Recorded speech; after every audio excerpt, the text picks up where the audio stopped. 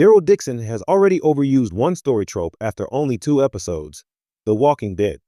Daryl Dixon is centralized to a new, overseas location for the Walking Dead franchise, but after only 2 episodes, it has already overused a convenient trope. The Walking Dead has numerous tropes, like the "Don't Open, Dead Inside" sign in the main show, Daryl Dixon, and The Walking Dead, Dead City. However, Daryl Dixon's new locale in France and his separation from beloved characters offer more space for new plot mechanisms and a deeper dive into how Daryl is without the people he cares about. Although the show has included and teased many new things, such as the acid zombies or killer nuns, it's already repeating story tropes, like the Cauldron and Josiah villain parallels in Daryl Dixon and Fear, The Walking Dead, respectively. While The Breach is new ground by introducing numerous new Daryl Dixon characters and religion-influenced storylines, it also brushes past an expected challenge for Daryl, namely his lack of French skills. Already, there are multiple instances where Daryl's monolingualism is excused for the sake of story progression.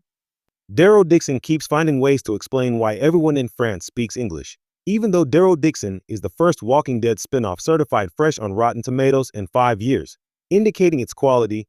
The convenient English eloquence of French characters is quickly becoming a story crutch.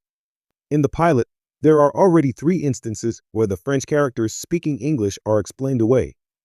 Daryl encounters thieves, Maribel, and her grandfather, and when he confesses he doesn't understand what Maribel says, she switches to fluent English. Lawrence's English is strong, most likely due to his aptitude for knowledge, including math, science, and geography, and Isabel attributes her fluency to her parents traveling a lot. The second episode also uses this language trope, so the plot can move forward. When Daryl, Lawrence, and Isabel encounter a group of children, their leader, Lou, addresses them in French, to which Isabel replies, sparking a conversation. When Isabel clarifies that Daryl can't speak English since he's American, Lou instructs her group to practice English out of respect for Father Daryl, which they learn through watching the American sitcom, Mork and Mindy. Later, Daryl finds one of the children, Harrison, anglicizes his name, and announces he can't speak French, to which the boy replies, "You speak English?" This continues even when Daryl conveniently meets R.J. Gaines, an American. Daryl Dixon's language problem was inevitable and will get worse. Despite the franchise's predominant American-focused zombie apocalypse, there have been instances of non-English speaking. In The Walking Dead, World Beyond's finale, only one scene takes place in France, and, therefore, all dialogue from French scientists present is in French. In Fear, The Walking Dead, there are a number of Spanish characters.